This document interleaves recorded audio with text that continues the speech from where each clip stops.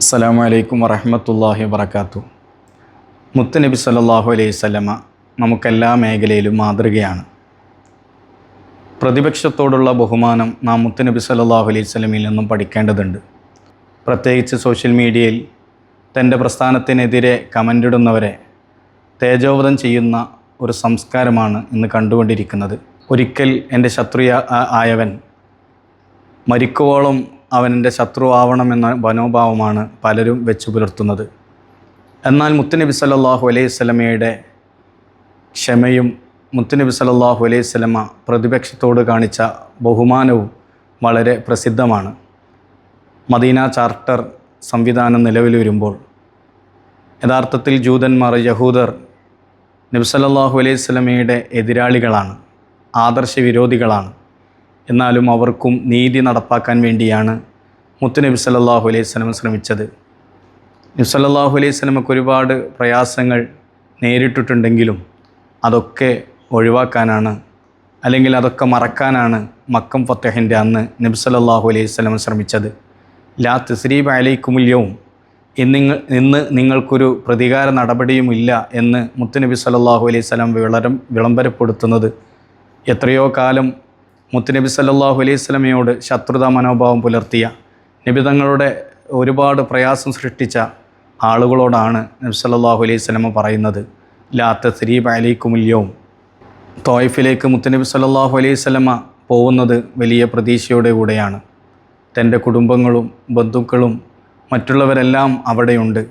അവിടെ ചെന്നാൽ തനിക്ക് ഇടം ലഭിക്കും, എനിക്കൊരു പ്രതീക്ഷയുണ്ട് എന്ന അർത്ഥത്തിലാണ് മുത്തുനബി സല്ലല്ലാഹു അലൈഹി വസല്ലമ ത്വായിഫിലേക്ക് പോകുന്നത്. പക്ഷേ മറിച്ചായിരുന്നു സംഭവിച്ചത്.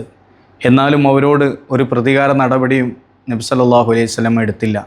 മറിച്ച് ഇനി വരാനിരിക്കുന്ന കാലം അവരിൽ നിന്ന് പലരും യഥാർത്ഥ സത്യത്തിലേക്ക് വരുമെന്ന ഒരു വിളംബരപ്പെടുത്തലാണ് മുത്തുനബി സല്ലല്ലാഹു അലൈഹി വസല്ലം അവിടെ കാണിച്ചത്.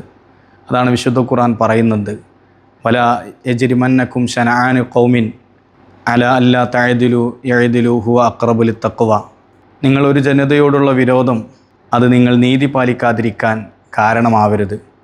ഒരു ജനതയോടുള്ള വൈരാഗ്യം അത് തീർത്തും ഒരു നീതി കേടിൻ്റെ സ്വഭാവമാവരുത് എന്നാണ് വിശുദ്ധ ഖുർആൻ നമ്മെ പഠിപ്പിക്കുന്നത്. അതുതന്നെയായിരുന്നു മുത്തുനബി സല്ലല്ലാഹു അലൈഹി വസല്ലമയുടെ സ്വഭാവവും. അതുകൊണ്ട് മുത്തുനബി സല്ലല്ലാഹു അലൈഹി വസല്ലമയുടെ ആ പ്രതിപക്ഷ ബഹുമാനം നാം എല്ലാ മേഖലയിലും കാത്തു സൂക്ഷിക്കേണ്ടതുണ്ട്.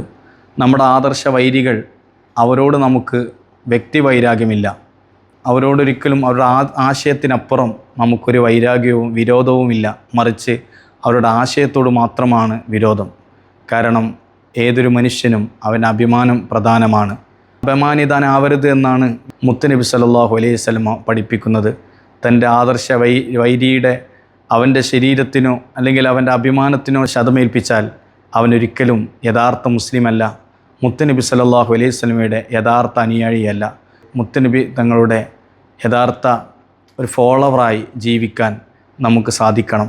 പ്രതിപക്ഷത്തെ നാം നല്ല രീതിയിൽ ട്രീറ്റ് ചെയ്യണം. പ്രതിപക്ഷത്തെ പ്രതിപക്ഷമായി കണ്ട് നമ്മുടെ ജീവിതത്തിലുള്ള മാറ്റങ്ങൾക്ക് അതിന് കാരണമാവണം. റബ്ബ് തൗഫീഖ് നൽകി അനുഗ്രഹിക്കുമാറാവട്ടെ. അസ്സലാമു അലൈക്കും വറഹ്മത്തുള്ളാഹി.